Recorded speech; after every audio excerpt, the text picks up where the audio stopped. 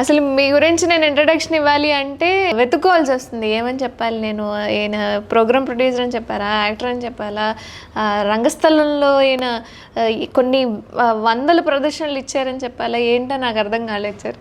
So ముందుగా రంగస్థల ప్రదర్శనలకు వస్తే కొన్ని వందల ప్రదర్శనలు ఇచ్చారు.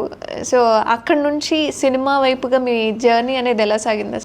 నా ఊహ తెలిసిన దగ్గర నుంచి నాటకం సినిమా వీటి గురించి చాలా చిన్నతనం నుంచి అరౌండ్ 10 years 12 years ఆ ప్రాంతం నుంచి నేను ఆ ఏజ్ నుంచే నేను వాటి పట్ల నేను ఆకర్షితున్నాను. అంటే ఏ నాటకం చూసి?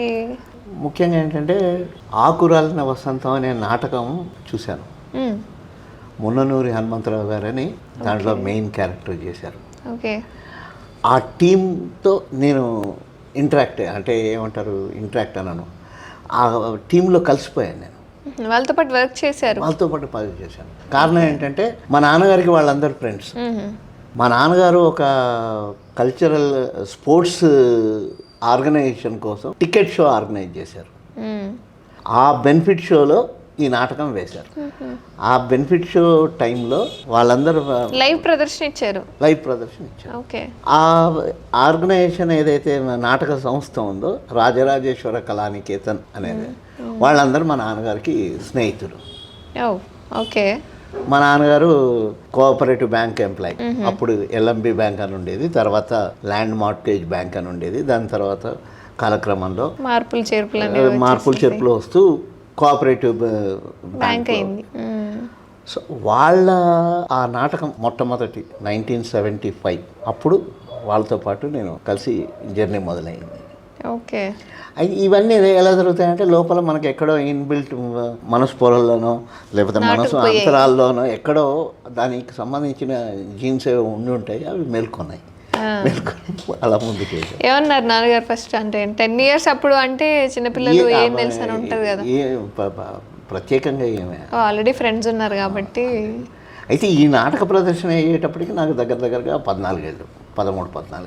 స్టేజ్ మీదకి వచ్చేంత వరకు ఫస్ట్ ప్రదర్శన 13వ ఏట చేశాను. ఎక్కడ చేశారు? కరీంనగర్లోనే. ఓకే. ఏంటిది అది? అల్లూరు సీతారామరాజు అనే ఒక ఏకపాత్ర అభినయంతో. అంటే స్టేజ్ మీదకి రావడమే ఒక గొప్ప అవకాశం. అలాంటి మీరు ఏకపాత్ర అభినయం చేసుకుంటూ, అది కూడా అల్లూరి సీతారామరాజు గారి నా అవతారంలో మీరు స్టేజ్ ఎక్కారు అంటే నిజంగా అది గ్రేట్ థింగ్. ఒక మంచి స్టెప్ అది మీకు. దాని తర్వాత కంటిన్యూగా నాటకం సైడ్ వెళ్ళిపోయాను. చదువుతూ నాటకాలు వేశారు. మీకు బాగా నచ్చిన నాటకం ఏది? మీకు బాగా మెప్పును అందించింది? అంటే నాకు పర్సనల్గా మెప్పును అందించిందంటే లిఫ్ట్ అనే నాటకం. లిఫ్ట్. ఓకే. అందులో 2 క్యారెక్టర్లు ఉంటాయి. మొత్తం 50 నిమిషాల నాటకం. 2 క్యారెక్టర్లు డిఫరెంట్ సిచ్యువేషన్స్లో వాళ్ళు ఎదుర్కొన్న భావోద్వేగాల్ని చేస్తూ వెళ్ళే. అలాగే పుట్టుక్కు జర డుబుక్కుమే. పుట్టుక్కు జర డుబుక్కుమే నువ్వు వస్తానంటే నేను వద్దంటాను సినిమాలో ఒక చిన్న డైలాగ్ ఉంటుంది సాంగ్లో. అంటే అది మనకు ఏమంటారు సామెత. ఓకే. పుట్టుక్కు జర డుబుక్కుమే. తర్వాత పండగ వచ్చింది, అతి దేవుళ్ళు వస్తున్నారు. ఇది బాగా నాకు పేరు వచ్చిన. ఇలా ముందుకెళ్ళాం, చేసుకుంటూ వచ్చాం.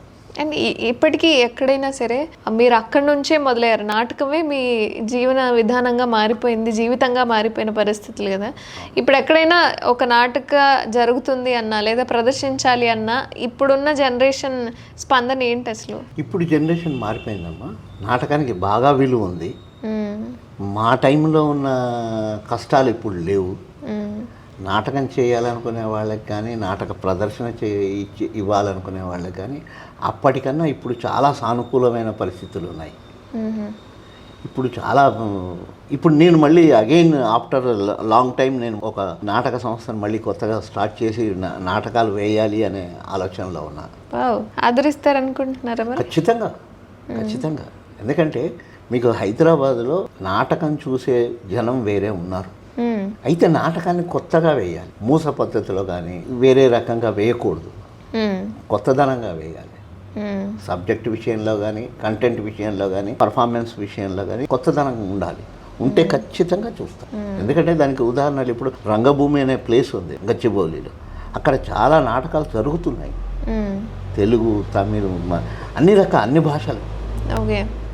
మనకు నార్త్లో ఉన్నంత ప్రోత్సాహం తక్కువ, కానీ ఇక్కడ ఉన్నది. ఇక్కడ ఇప్పుడు మళ్ళీ జరుగుతూనే ఉన్నాయి, ఆవిర్భావం అవుతున్నాయి. ఇప్పటికీ మళ్ళీ మంచి ప్రదర్శనలు జరుగుతున్నాయి. క్వాలిటీ అండ్ కంటెంట్ ప్రోగ్రామ్స్ జరుగుతున్నాయి.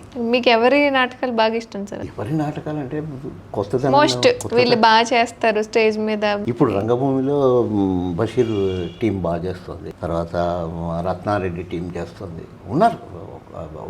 అలాగే రామ్ హలగొండి, వినయ్ వర్మ, వీళ్ళ టీమ్స్ అన్ని మంచి నాటకాలు ఇస్తున్నారు. మంచి డైరెక్టర్లు, పర్ఫార్మర్లు వాళ్ళు.